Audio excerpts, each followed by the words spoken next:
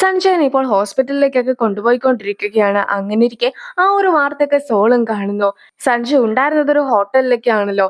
അവിടുത്തെ master key ആകട്ടെ എംപ്ലോയിയുടെ അടുത്ത് നിന്ന് മോഷ്ടിച്ചതിന് ശേഷമായിരുന്നു അയാളും സഞ്ജയനെ ഉപദ്രവിച്ചിട്ടുണ്ടായിരുന്നതെന്നാണ് വാർത്തകളിൽ പറയുന്നത്. ആ ഒരു സീൻസ് എല്ലാം തന്നെ നമ്മളെ കാണിക്കുമ്പോഴാകട്ടെ സഞ്ജയനെ ബോധം കെടുത്തി കൊണ്ടുപോകുവാനായിട്ടായിരുന്നു അയാളുടെ ആദ്യത്തെ ശ്രമമെങ്കിൽ പോലും സഞ്ജയ് അതൊക്കെ പരാജയപ്പെടുത്തുന്നത് കൊണ്ട് തന്നെ കയ്യിലുണ്ടായിരുന്ന കത്തി ഉപയോഗിച്ച് സഞ്ജയനെ കുത്തുകയായിരുന്നു അയാളും ചെയ്തിട്ടൊക്കെ ഉണ്ടായിരുന്നത്. അയാളുടെ ഫോട്ടോ ഒക്കെ കണ്ട് കഴിയുമ്പോൾ തന്നെ സോളും അയാളെ തിരിച്ചറിയുന്നു. സഞ്ജയുടെ സർജറി ഒക്കെ നടക്കുകയാണ്. സോളും ഹോസ്പിറ്റലിലേക്ക് ഓടി എത്തുമ്പോഴത്തേക്കും സഞ്ജയുടെ അച്ഛനൊക്കെ വെളിയിൽ ഇരിക്കുന്ന കാഴ്ചയും അവൾ കാണുന്നു. നേരത്തെ വാച്ചൊക്കെ ഉപയോഗിച്ചുകൊണ്ടായിരുന്നല്ലോ ടൈം ട്രാവൽ ഒക്കെ ചെയ്തിട്ടുണ്ടായിരുന്നത്. എങ്ങനെയും വീണ്ടും പാസ്റ്റിലേക്ക് പോകണമെന്ന ചിന്തയിൽ അവളും വാച്ചിനെ കുറിച്ചൊക്കെ സെർച്ച് ചെയ്യുന്നുണ്ടെങ്കിലും അതുമായി ബന്ധപ്പെട്ട ഒരു വിവരങ്ങളും ഇന്റർനെറ്റിലൊന്നും ലഭ്യമായിരുന്നില്ല. അതുകൊണ്ട് തന്നെ സഞ്ജു താമസിക്കുന്ന വീട്ടിലേക്കൊക്കെ അവളും ഓടിക്കയറുന്നു. സോളും അവന്റെ വീട്ടിൽ മുഴുവൻ ആ ഒരു വാച്ചൊക്കെ തപ്പുന്നുണ്ടെങ്കിലും അത് കണ്ടെത്തുവാനായിട്ട് അവൾക്ക് സാധിക്കുന്നില്ല. അങ്ങനെയിരിക്കെ അവിടെ കിൻഹോക്കൊക്കെ എത്തുമ്പോഴത്തേക്കും അവളും സഞ്ജയുടെ സ്കൂളിലേക്ക് ഉപയോഗിച്ചുകൊണ്ടിരുന്ന വാച്ച് എവിടെയാണുള്ളതെന്ന് നിനക്ക് അറിയാമോ എന്നൊക്കെ ഇൻഹോക്കിന്റെ അടുത്തും അവൾ ചോദിക്കുകയാണ്. പക്ഷെ അവനാകട്ടെ സഞ്ജയ് ഇപ്പോൾ ഹോസ്പിറ്റലിലാണുള്ളത്, അത് നീ കാരണമാണുള്ളത്, അങ്ങനെയിരിക്കെ നീ എന്തിനാണ് വാച്ചൊക്കെ തപ്പ ഇവിടെ നിൽക്കുന്നതെന്നായിരുന്നു ഇൻഹോക്കും തിരികെ ചോദിച്ചിട്ടൊക്കെ ഉണ്ടായിരുന്നത്. സഞ്ജയനെ രക്ഷിക്കുവാനായിട്ടാണ് ഞാനും ആ വാച്ചൊക്കെ ചോദിക്കുന്നത്. ആ വാച്ച് എനിക്ക് കിട്ടുകയാണെങ്കിൽ എല്ലാ കാര്യങ്ങളും ശരിയാക്കുവാനായിട്ട് എനിക്ക് സാധിക്കുമെന്നൊക്കെ സോൾ പറയുമ്പോഴത്തേക്കും എന്താണ് നടക്കുന്നതെന്നൊന്നും അറിയാതെ ഇൻഹുക്ക് നിൽക്കുന്നു. പക്ഷെ എല്ലാ കാര്യങ്ങളും ഇൻഹുക്കിന്റെ അടുത്ത് എക്സ്പ്ലെയിൻ ചെയ്യുവാനായിട്ടൊന്നും അവൾക്ക് സാധിക്കുമായിരുന്നില്ല. സഞ്ജയ്ക്ക് ആ ഒരു വാച്ചൊക്കെ വർഷങ്ങൾക്ക് മുമ്പേ നഷ്ടപ്പെട്ടതാണ്. അതുകൊണ്ട് തന്നെ നീ എവിടെ നോക്കിയാലും അതൊന്നും നിനക്ക് കിട്ടുവാനേ പോകുന്നില്ല എന്നൊക്കെ ഇൻഹുക്ക് പറയുമ്പോഴത്തേക്കും അവളും ആകെ തളർന്നു പോകുന്നു. ഇപ്പോൾ സോളും തിരിച്ച് വീട്ടിലേക്കൊക്കെ എത്തിയിരിക്കുകയാണ്. അവളും വാർത്തയൊക്കെ കാണുന്നു. പണ്ടാകട്ടെ അയാൾ ഒരു കുറ്റകൃത്യമൊക്കെ ചെയ്ത സമയത്ത് സഞ്ജയ് അതിന്റെ സാക്ഷിയായിരുന്നു. പോലീസിനെ കൊണ്ട് അയാളെ പിടിപ്പിച്ചിട്ടുണ്ടായിരുന്നതും സഞ്ജയാണ്. അതിന്റെ ദേഷ്യം കാരണമായിരുന്നു അയാളും ഇങ്ങനെയൊക്കെ ചെയ്തിട്ടുണ്ടായിരുന്നതെന്നാണ് വാർത്തകളിൽ പറയുന്നത്. 2009 സോള് കോളേജിൽ പഠിക്കുന്ന സമയത്തായിരുന്നു സോളിനെ തട്ടിക്കൊണ്ട് പോയിട്ടുണ്ടായിരുന്നെന്ന കാര്യമൊക്കെ ഇപ്പോൾ അമ്മ വഴിയും അവൾ അറിയിക്കുകയാണ്. മാത്രമല്ല സഞ്ജയ് ആയിരുന്നു അന്ന് തന്നെ രക്ഷിച്ചതെന്നൊക്കെ മനസ്സിലാക്കുന്ന സോളും മുൻകൂട്ടി പ്ലാൻ ചെയ്ത ഒരു കൊലപാതകമൊക്കെ ആയിരുന്നു അയാളും നടത്തുവാനായിട്ട് എത്തിയിട്ടുണ്ടായിരുന്നെന്നൊക്കെ മനസ്സിലാക്കുന്ന അവളും നേരത്തെ സഞ്ജയ് സൂയിസൈഡ് ചെയ്തതായിരുന്നില്ല എന്നൊരു നിഗമനത്തിലേക്കൊക്കെ എത്തുകയാണ്. സോളും ഇപ്പോൾ ടൈസങ്ങിന്റെ അച്ഛനെ കാണുവാനായിട്ട് എത്തിയിരിക്കുന്നു. അയാൾ ജയിലിൽ നിന്നും ഇറങ്ങുന്ന സമയത്ത് സോളിനെ എന്തെങ്കിലും ചെയ്താലോ എന്നൊക്കെ അച്ഛന് പേടി ഉണ്ടായിരുന്നെങ്കിൽ പോലും ഒരിക്കലും സഞ്ജയുടെ പിറകെ അയാൾ പോകുമെന്ന് വിചാരിച്ചതേ ആയിരുന്നില്ല. ഇപ്പോഴാകട്ടെ അയാളെ പോലീസൊക്കെ പിടിച്ചിട്ടുണ്ടായിരുന്നതുമായി ബന്ധപ്പെട്ട സ്റ്റേറ്റ്മെന്റ് ഒക്കെ അവൾക്ക് വായിക്കുവാനായിട്ടൊക്കെ കൊടുക്കുകയാണ്. 2009 സഞ്ജയ് കോളേജിലെ ഫ്രണ്ട്സുമായിട്ട് സംസാരിച്ചൊക്കെ ഇരുന്നതിന് ശേഷം തിരികെ വരുന്ന സമയത്താണ് വഴിയിൽ വെച്ച് സോളിന്റെ ബുക്സ് ഒക്കെ അവനും കാണുന്നത്. കുറച്ച് അകലെ നിന്നും സോളിന്റെ ഒരു കരച്ചിൽ കൂടി സഞ്ജയ് കേൾക്കുകയാണ്. അപ്പോൾ തന്നെ പോലീസിനെ കോൺടാക്ട് ചെയ്തിട്ടുണ്ടായിരുന്ന സഞ്ജയും സോളിനെ അന്വേഷിച്ചു പോകുന്നു. പിന്നീട് സോളിന്റെ ഫോണിലേക്കൊക്കെ കോൾ ചെയ്യുമ്പോഴത്തേക്കും ബെല്ലടിക്കുന്ന ശബ്ദമൊക്കെ കേട്ട് അടുത്തുണ്ടായിരുന്ന ബിൽഡിങ്ങിലേക്ക് കൂടി അവനും ഓടിക്കേറിയിട്ടുണ്ടായിരുന്നു. അവിടെ വെച്ച് സോളിനെ കാണുമ്പോഴത്തേക്കും സോളിനും പതിയെ ബോധമൊക്കെ നഷ്ടപ്പെടുന്നു. ഈ ഒരു സമയത്ത് അതേ ബിൽഡിങ്ങിൽ നിന്നും ഓടി രക്ഷപ്പെടുവാനായിട്ടൊക്കെ ഒരാൾ ശ്രമിക്കുമ്പോഴത്തേക്കും സഞ്ജയും അയാളുടെ പിറകെ ചെന്ന് അയാളെ ആക്രമിക്കുവാനായിട്ടും ശ്രമിച്ചു. പക്ഷെ അയാളും അവനെ ഒരുപാട് ഉപദ്രവിക്കുകയും ഒടുവിൽ അവനെ കൊല്ലുവാനായിട്ട് ശ്രമിക്കുകയും ചെയ്ത സമയത്താകട്ടെ കയ്യിൽ കിട്ടിയിട്ടുണ്ടായിരുന്ന ഒരു ഇഷ്ടികയൊക്കെ എടുത്തിട്ട് അയാളുടെ തലക്കെട്ടും അവൻ അടിച്ചിട്ടൊക്കെ ഉണ്ടായിരുന്നു. അങ്ങനെ ആയിരുന്നു അവിടെ നിന്നും രക്ഷപ്പെട്ടിട്ടുണ്ടായിരുന്നതെന്നാണ് സഞ്ജയ് പറയുന്നത്. ആ ഒരു സംഭവത്തിന് ശേഷം എന്നെ കണ്ടാൽ നിനക്ക് പേടിയാകുമെന്നൊക്കെ പറഞ്ഞിട്ടില്ലായിരുന്നു എന്നൊക്കെ സഞ്ജയും ആ ഒരു സംഭവത്തിന് ശേഷം നീ പിന്നെ സഞ്ജയനെ കോണ്ടാക്ട് ചെയ്തിട്ടില്ലല്ലോ എന്നൊക്കെ ചേട്ടൻ പറഞ്ഞതിനെ കുറിച്ചും ഏറ്റവും ഒടുവിലായിട്ട് സഞ്ജയ്ക്ക് ഈ ഒരു അവസ്ഥയൊക്കെ വരുവാനുള്ള കാരണക്കാര് തന്നെ നീയല്ല എന്നൊക്കെ എനിക്കൊക്കെ പറഞ്ഞതിനെ കുറിച്ചും അവൾ ഓർക്കുന്നു. സോൾ കാരണമായിരുന്നു ഇതിനു മുമ്പ് സഞ്ജയ് മരിച്ചിട്ടുണ്ടായിരുന്നതെന്നും കൂടി അവൾ അറിയുമ്പോഴത്തേക്കും അവൾ ആകെ ഷോക്കിലാവുകയാണ്. ഹോസ്പിറ്റലിൽ ക്രിട്ടിക്കൽ സ്റ്റേജിലൊക്കെ കിടക്കുന്ന സഞ്ജയനും ഇപ്പോൾ കാണിക്കുന്നു. ആകെ വിഷമിച്ചിരിക്കുന്ന സോളാകട്ടെ കുറേയധികം പേപ്പേഴ്സിനിടയിൽ നിന്നും ഒരു പേപ്പറൊക്കെ ശ്രദ്ധിക്കുകയാണ്. ആ ഒരു പേപ്പറിലാകട്ടെ സഞ്ജയുടെ വാച്ചിന്റെ അവശിഷ്ടങ്ങളൊക്കെ കിടക്കുന്നതും കാണുന്നു. അതായത് ക്രൈം ഒക്കെ നടന്ന സമയത്ത് അവിടെ ഉണ്ടായിരുന്ന സാധനങ്ങളായിരുന്നു അതെല്ലാം തന്നെ. സോളം ഇപ്പോൾ ടൈസങ്ങിന്റെ അച്ഛനെയൊക്കെ വിളിച്ചതിന് ശേഷം ആ ഒരു സാധനങ്ങളൊക്കെ ഇപ്പോൾ പോലീസ് സ്റ്റേഷനിലാണോ ഉള്ളത് എന്നൊക്കെ അന്വേഷിക്കുകയാണ്. പക്ഷേ അദ്ദേഹവും ആ ഒരു സാധനങ്ങളെല്ലാം തന്നെ അവൾക്ക് തിരികെ കൊടുത്തിട്ടുണ്ടായിരുന്നു എന്ന കാര്യമൊക്കെ അറിയിക്കുന്നു. അവളും ഇപ്പോൾ വീട്ടിൽ മുഴുവൻ സരിതയുടെ വാച്ചൊക്കെ അന്വേഷിക്കുന്നുണ്ടെങ്കിലും അത് കണ്ടെത്താതെയൊക്കെ ഇരിക്കുമ്പോഴത്തേക്കുമാണ് മുത്തശ്ശിയും ആ ഒരു വാച്ചൊക്കെ ഇട്ട് അവളുടെ മുമ്പിലേക്ക് വരുന്നത്. നിനക്ക് വേണ്ടി ഇതൊക്കെ ഞാൻ സൂക്ഷിച്ചു വെച്ചിരിക്കുകയായിരുന്നുവെന്ന് മുത്തശ്ശിയും അവളോട് പറയുന്നു. അങ്ങനെ സോളിന് ഇപ്പോൾ വാച്ചൊക്കെ തിരികെ കിട്ടിയിരിക്കുന്നു. അവളും സഞ്ജുനെ കാണുവാനായിട്ട് കൂടി എത്തുന്നു. നിന്നെ കാണുമ്പോഴെല്ലാം തന്നെ ആ ഒരു സംഭവത്തെക്കുറിച്ചായിരുന്നു ഞാൻ ഓർക്കുന്നത്. അതുകൊണ്ട് തന്നെ നീ എന്നെ കാണാതിരിക്കാമോ എന്നൊക്കെ സഞ്ജയുടെ അടുത്ത് അവൾ ചോദിച്ചതിനെ കുറിച്ചും അവളിപ്പോൾ ഓർത്തു നോക്കുകയാണ്. എല്ലാ സംഭവങ്ങളും ഉണ്ടായത് ഞാൻ കാരണമാണ്. അതുകൊണ്ട് തന്നെ ഇത്തവണ ഞാൻ ഇതെല്ലാം തന്നെ ശരിയാക്കുന്നതായിരിക്കുമെന്നൊക്കെ സഞ്ജുവോട് പറഞ്ഞതിന് ശേഷം ക്ലോക്കിൽ കൃത്യം 12 മണി ആകുമ്പോഴത്തേക്കും അവളും ആ ഒരു വാച്ചിലൊക്കെ ഞെക്കുകയാണ്. അങ്ങനെ വീണ്ടും അവൾ ടൈം ട്രാവലൊക്കെ ചെയ്തു പോകുന്നു. സോൾ കണ്ണു തുറക്കുമ്പോഴാകട്ടെ 2009 ആയിരുന്നു അവൾ ഉണ്ടായിരുന്നത്. മാത്രമല്ല അവിടെ ഉണ്ടായിരുന്ന ഒരു കുതിരയുടെ സ്റ്റാച്യുവിന്റെ മുകളിലാണ് അവൾ ഇരിക്കുന്നത്.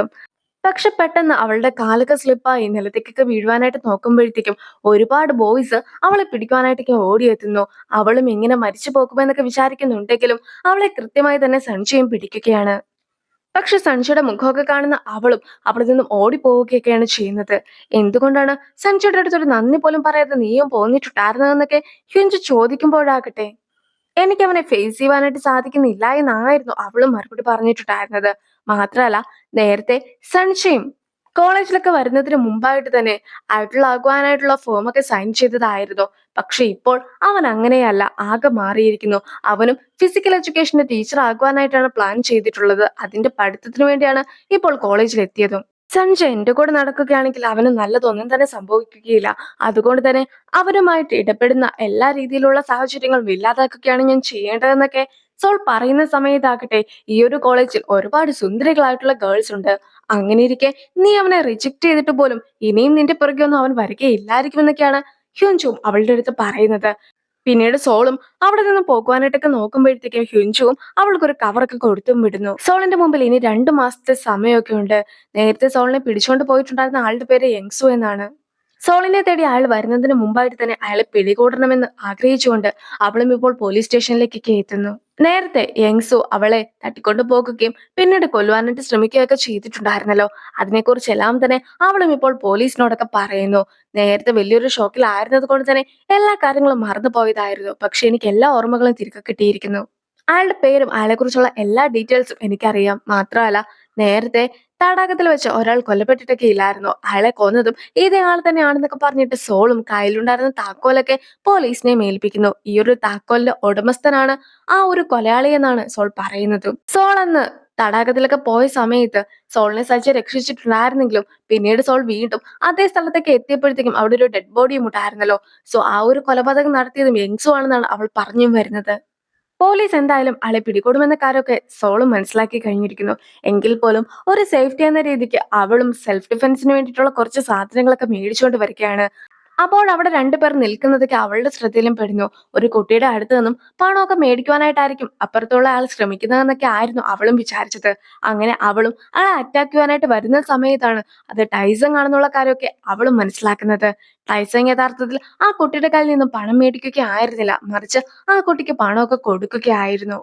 ഇപ്പോഴവർ ഒന്നിച്ച് സംസാരിച്ചൊക്കെ ഇരിക്കുകയാണ്. അങ്ങനെ ഇരിക്കെ നീയും ഗ്രാജുവേഷനൊക്കെ പോയിട്ടുണ്ടായിരുന്നോ എന്നൊക്കെ അവൾ ചോദിക്കുന്ന സമയത്താണ് അവനും ഗ്രാജുവേഷന്റെ ചിത്രങ്ങളൊക്കെ അവളെ കാണിച്ചും കൊടുക്കുന്നത്. അതായത് പണ്ടാകട്ടെ അവൻ സ്കൂളിൽ വെച്ച് തന്നെ പഠിപ്പൊക്കെ നിർത്തിയിട്ടുണ്ടായിരുന്നെങ്കിലും ഇപ്പോഴാകട്ടെ കോളേജിലൊക്കെ പഠിച്ചിട്ടുമുണ്ട്. സോളിനും അതൊക്കെ കാണുമ്പോഴത്തേക്കും ഒരുപാട് അഭിമാനമൊക്കെ തോന്നുന്നു. സോളിനോട് സംസാരിക്കുന്ന സമയത്താകട്ടെ പഴയ മെച്യൂരിറ്റിക്കുള്ള ആ ഒരു സോളൊക്കെ തിരിച്ചു വന്നു എന്നാണല്ലോ തോന്നുന്നതെന്നൊക്കെ അവളോടും പറയുകയാണ്. അവളും ഇവൻ ഇതൊക്കെ എങ്ങനെ മനസ്സിലാക്കിയെന്നും ഓർക്കുന്നു. നിന്റെ ഡ്രസ്സൊക്കെ കണ്ടിട്ടുണ്ടെങ്കിൽ സാധാരണ കൂട്ടുകാരുടെ ഒപ്പം മദ്യപിച്ചൊക്കെ നടക്കുന്ന ഒരാളെ പോലെയൊക്കെ ഉണ്ടല്ലോ എന്ന് അവൾ പറയുമ്പോഴത്തേക്കുമാണ് അവനും ഒരു ബിസിനസ് ആണെന്നുള്ള കാര്യമൊക്കെ അവൾ മനസ്സിലാക്കുന്നത്. അതായത് അവന് സ്വന്തമായിട്ടൊരു ക്ലോത്തിങ് ബ്രാൻഡ് ഒക്കെ ഉണ്ട്. ചേട്ടനും ഇപ്പോൾ അവന്റെ ഓൺലൈൻ സൈറ്റിൽ നിന്നും ഡ്രസ്സൊക്കെ തപ്പുകയാണ്. അങ്ങനെ ഇരിക്കെ ആയിരുന്നു സോൾ അവിടെ വെച്ചിട്ടുണ്ടായിരുന്ന കവറും അവന്റെ കവറും കൂടി മാറിപ്പോകുന്നത്. അവൻ പോകുന്ന സമയത്തും സോളിന്റെ കവറൊക്കെ എടുത്തുകൊണ്ട് പോകുന്നു. നമുക്ക് ഇനിയും കാണാമെന്നൊക്കെ പറഞ്ഞ് അവൻ പോകുമ്പോഴാകട്ടെ അവന് നല്ലൊരു ലൈഫ് കിട്ടിയതിൽ സോളിന് ഒരുപാട് സന്തോഷവുമുണ്ട്. ഇന്ന് സോളിനെ കണ്ട സമയത്താകട്ടെ അവളും എന്നെ അവോയ്ഡ് ചെയ്ത് എന്റെ അടുത്ത് നിന്നും വളരെയധികം സ്പീഡിൽ ഓടിയൊക്കെ പോയിട്ടുണ്ടായിരുന്നു. എങ്കിൽ പോലും അവളുടെ ഉള്ളിൽ എന്നെ കുറിച്ചുള്ള എന്തോ ഒരു ഇമോഷനൊക്കെ ഉണ്ടെന്നുള്ള ഒരു തോന്നലൊക്കെ എനിക്കും വന്നു എന്ന് സഞ്ജയ് പറയുമ്പോഴത്തേക്കും അവൾക്ക് നിന്നെ ഒട്ടും തന്നെ ഇഷ്ടമില്ല, വീണ്ടും നിന്നെ കാണണമെന്ന് ആഗ്രഹിക്കുന്നുമില്ല, അതുകൊണ്ടാണ് ഇങ്ങനെയൊക്കെ സംഭവിച്ചതെന്നാണ് ഇൻഹുക്കും പറഞ്ഞു കൊടുക്കുന്നത്. അവൾ നിന്നെ റിജക്ട് ചെയ്തതാണ്. അങ്ങനെ ഇരിക്കെ ഒരേ കോളേജിലൊക്കെ നിന്നെ കാണുമ്പോഴത്തേക്കും അവൾക്കും ആകെ മടുപ്പൊക്കെ ആകും. നിനക്കും കുറച്ചെങ്കിലും നാണമുണ്ടെങ്കിൽ ഈ ഒരു പരിപാടിക്കൊക്കെ പോകുമോ എന്നൊക്കെ ഇൻഹുക്ക് ചോദിക്കുമ്പോഴത്തേക്കും തനിക്കും ഒട്ടും തന്നെ നാണമില്ല എന്നൊക്കെ പറഞ്ഞ് സംശയം ഇരിക്കുന്നു. സഞ്ജയും ഇപ്പോൾ സോളിനെ കുറിച്ച് ഓർത്തൊരു പാട്ടൊക്കെ എഴുതിയിരിക്കുകയാണ്. അത് ഇൻഹുക്കും കാണുന്നു.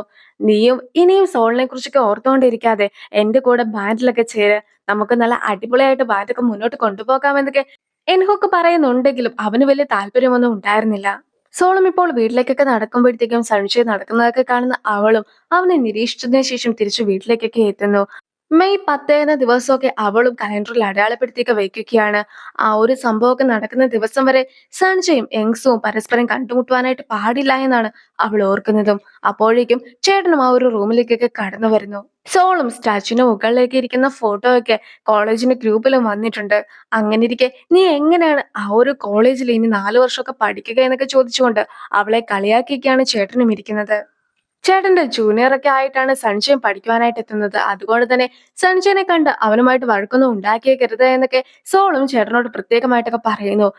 ചേട്ടന് വിട്ടിട്ടുണ്ടായിരുന്ന ഡ്രസ്സൊക്കെ വളരെ സ്റ്റൈലായിട്ട് മോഡൽസ് ഒക്കെ ചെയ്യുന്ന രീതിയിലൊക്കെ ചെയ്തിട്ട് അതെങ്ങനെ ഉണ്ട് എന്നൊക്കെ അവളോട് ചോദിക്കുമ്പോഴത്തേക്കും വളരെ മോശമായിട്ടുണ്ടെന്നുള്ള അവളുടെ മറുപടിയൊക്കെ കേൾക്കുമ്പോഴത്തേക്കും എന്നാൽ ഇതാണ് നല്ലതെന്നൊക്കെ പറഞ്ഞ് ചേട്ടനും പോവുകയാണ്. എങ്കിൽ പോലും ചേട്ടന്റെ ഈ ഒരു കോലമൊക്കെ കണ്ടിട്ട് ഹ്യുൻജു എങ്ങനെയാണ് ചേട്ടനെ സ്നേഹിച്ചതെന്നൊക്കെയാണ് അവളും സംശയിക്കുന്നത്. സെൽഫ് ഡിഫൻസിന് വേണ്ടി മേടിച്ചിട്ടുള്ള ഓരോരോ സാധനങ്ങളായിട്ട് അവൾ എടുത്തു നോക്കുകയാണ്. അങ്ങനെ ഇരിക്കെ കൂടുതലൊരു സ്പ്രേ ഒക്കെ ഉണ്ടായിരുന്നു. അതെങ്ങനെ ഉപയോഗിക്കണമെന്ന് അവൾക്ക് അറിയാതെ ഇരുന്ന് അവൾ ആ ഒരു സ്പ്രേ ഒക്കെ അടിക്കുവാനായിട്ട് നോക്കുമ്പോഴത്തേക്കും കൃത്യമായിട്ട് ചേട്ടന്റെ മുഖമൊക്കെ അവളുടെ അടുത്തേക്ക് കൊണ്ടുവന്ന് വെക്കുന്നു. അങ്ങനെ ആ ഒരു സ്പ്രേ ഒക്കെ ചേട്ടന്റെ മുഖത്തേക്കാണ് വന്ന് വീഴുന്നത്. ചേട്ടനും വേദന കൊണ്ട് നീറിപ്പുകഞ്ഞൊക്കെ കിടന്ന് കാറുന്നതൊക്കെ കേൾക്കുമ്പോഴത്തേക്കും ഈ ഒരു സംഭവം കൊള്ളാമല്ലോ എന്നൊക്കെ സോളും ഓർക്കുന്നു. സഞ്ജയുടെ അച്ഛൻ ഇപ്പോൾ സഞ്ജയനെ കാണുവാനായിട്ടൊക്കെ എത്തുകയാണ്. സഞ്ജയോട് വിദേശത്ത് പോയിട്ട് ഒരു ട്രീറ്റ്മെന്റ് ഒക്കെ ചെയ്യാമെന്നാണ് അച്ഛൻ പറയുന്നതും. അതായത് അവന് ഷോൾഡറിന്റെ സർജറി ഒക്കെ നടന്നത് കൊണ്ട് തന്നെ ഇനി സ്വിമ്മിംഗ് ഒന്നും ചെയ്യുവാനായിട്ട് സാധിക്കുകയില്ല എന്നായിരുന്നല്ലോ പറഞ്ഞിട്ടുണ്ടായിരുന്നത്. പക്ഷെ പല അത്ലറ്റ്സിനും ഇതുപോലെ വിദേശത്ത് പോയി ട്രീറ്റ്മെന്റ് ഒക്കെ നടത്തിയതിനു ശേഷം എല്ലാം സുഖപ്പെട്ടിട്ടുണ്ടെന്നൊക്കെ പറഞ്ഞു കഴിയുമ്പോഴത്തേക്കും സഞ്ജയും ഒന്ന് ആലോചിച്ചിട്ടൊക്കെ തീരുമാനം പറയാമെന്ന് അച്ഛനോടും പറയുന്നു. സഞ്ജയും ഇപ്പോൾ സോളിന് വേണ്ടിയിട്ട് എഴുതിയ പാട്ടൊക്കെ വായിച്ചു നോക്കുകയാണ്. ഈ ഒരു സമയത്താകട്ടെ സോളിന് അവൻ പ്രൊപ്പോസ് ചെയ്തതും അതുപോലെ തന്നെ സോൾ അത് റിജക്ട് ചെയ്തിട്ടുണ്ടായിരുന്നതിനെ കുറിച്ചും അവനും ഓർക്കുന്നു. വർക്കാണ് ഏറ്റവും ഇമ്പോർട്ടന്റ് എന്ന് പറഞ്ഞ് പോലീസ് സ്റ്റേഷനിൽ നിൽക്കുന്ന അച്ഛനെ കാണുവാനായിട്ട് ടൈസിംഗും എത്തുന്നു. ഒരു അണ്ടർ പാൻസ് ഒക്കെ എടുത്തോണ്ട് വരുവാനായിട്ടായിരുന്നു ടൈസിങ്ങിന്റെ അടുത്ത് പറഞ്ഞിട്ടുണ്ടായിരുന്നതെങ്കിലും ടൈസിങ്ങിന്റെ കവറൊക്കെ മാറിപ്പോയിട്ടുണ്ടായിരുന്നല്ലോ. ഇപ്പോഴാകട്ടെ സോളിന്റെ കയ്യിൽ നിന്നും കിട്ടിയ കവറൊക്കെയാണ് അച്ഛന്റെ കയ്യിലും ഉള്ളത്. അച്ഛനത് തുറന്ന് നോക്കുമ്പോഴത്തേക്കും യൂണിവേഴ്സിറ്റിയുടെ പേരൊക്കെ എഴുതിയിട്ടുണ്ടായിരുന്ന ഒരു ടീഷർട്ട് ആയിരുന്നു അതും. പുതിയ സ്റ്റുഡൻസിനെ വെൽക്കം ചെയ്യുന്ന ഒരു ഫീൽഡ് ട്രിപ്പ് ഒക്കെ നടക്കുന്നുണ്ട്. ആ ഫീൽഡ് ട്രിപ്പിന് പോകുവാനായിട്ട് ഇപ്പോൾ ഹ്യുൻചുവും സോളിന്റെ വീട്ടിലേക്കൊക്കെ എത്തുകയാണ്. അവളും അപ്പോഴായിരുന്നു എണീറ്റ് വന്നിട്ടുണ്ടായിരുന്നത് പോലും. പോലീസ് സ്റ്റേഷനിലും അവൾ പറഞ്ഞ കേസൊക്കെ രജിസ്റ്റർ ചെയ്തു എന്ന കാര്യവും അവൾ അറിയിക്കുകയാണ്. ഹിഞ്ചും ടീഷർട്ടൊക്കെ അവൾക്ക് കൊടുത്തിട്ടുണ്ടായിരുന്നല്ലോ. ഇപ്പോഴാകട്ടെ ആ ഒരു കവറൊക്കെ തുറന്നു നോക്കുമ്പോഴത്തേക്കും അതിന്റെ അകത്ത് ഉണ്ടായിരുന്നതും ടൈസിങ്ങിന്റെ അച്ഛന്റെ അണ്ടർപൻസ് ഒക്കെ ആയിരുന്നു. അത് കണ്ട് അവരും ഷോക്ക്ഡ് ആകുന്നു. ആ ഒരു സീനോട് കൂടി ഈ ഒരു വീഡിയോ അവസാനിപ്പിക്കുകയാണ്. അടുത്തൊരു വീഡിയോ ആയിട്ട് ഇത്രയും വേഗം കാണാം. ബൈ.